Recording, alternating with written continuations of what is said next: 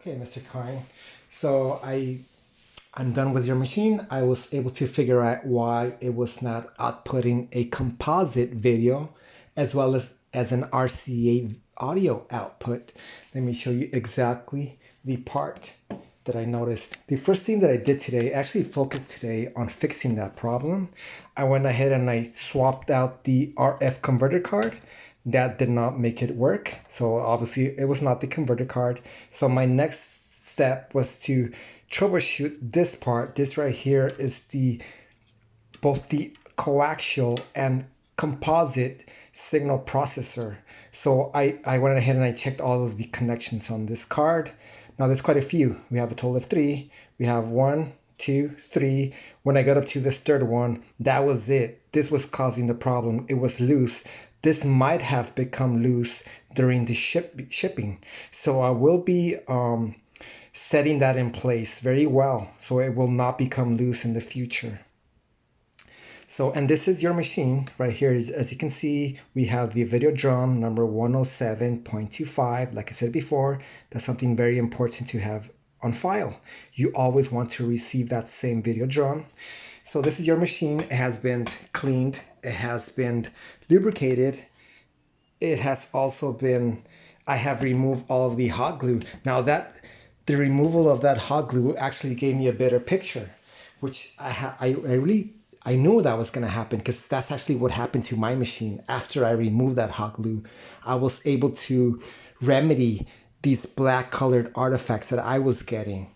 And it also helped your machine. On your machine specifically, it really helped on the tracking. You are now able to get a much precise tracking on your machine, which is a wonderful thing. So let me go ahead. See, the reason I have these two monitors up here, I want to let you know that your machine is able to output both a composite. This is a composite. This is the coaxial. Now, I really would recommend not using the coaxial because you will get a lower resolution on that connection. But I just want to let you know that your machine is able to output coaxial video out as well as composite. This monitor right here has a single audio input. Since this machine, it only records and outputs a mono signal, audio signal. That's the audio right there. And this is the video, a single composite video. I just want to show you that. See this right here is connected directly to your machine.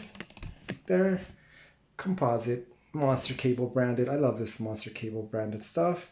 Onto your machine, and this other monitor is connected via coaxial to your machine right here. So let me go ahead and I'm going to be turning on your machine, and I'm going to be showing a video.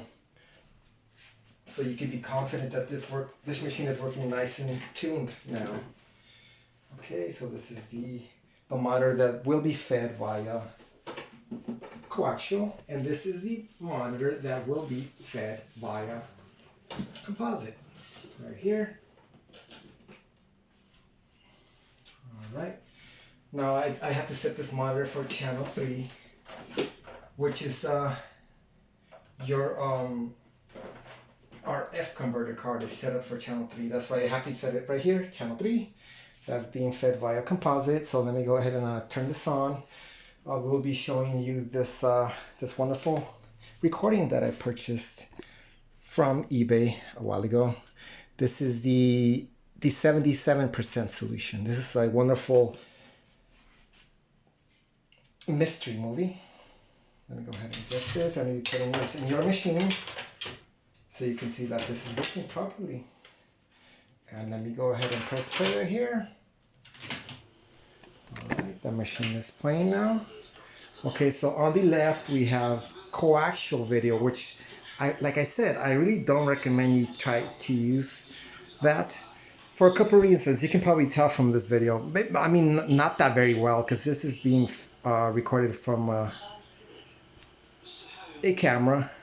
But as you can tell, you have much truer blacks. You'll get truer blacks on the composite video compared to the coaxial. On the coaxial, you have kind of like a very overwashed white right there.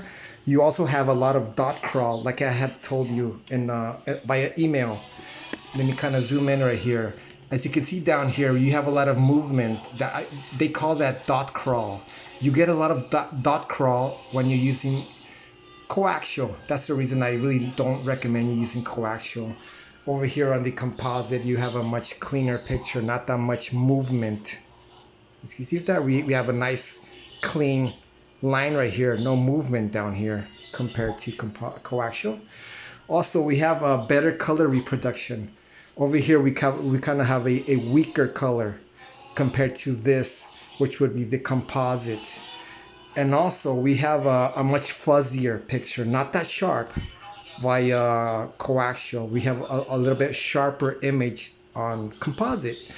And as you can see, it's working wonderfully. I mean, like I told you in my other video, I noticed that your machine had a subpar image compared to my machine. And now, after I cleaned it, after I maintained it, after I removed that hot glue, I'm going to tell you the truth. Your machine is able to output a better signal than mine, which is wonderful to know.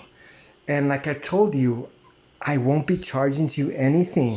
I don't really need the money. I love knowing that I'm helping you because I really love what you do. I know that it's very involved. It takes a lot of time to preserve these recordings, these wonderful recordings of our past. And thank you so much for allowing me to help you. Now, today I will be closing up your machine. Obviously, you're not going to receive it the way it is all opened up like this. It will be nice and clean. It will be nice and shiny. I sent you photos of how I restored the exterior look on this machine. It's very clean. It's very shiny.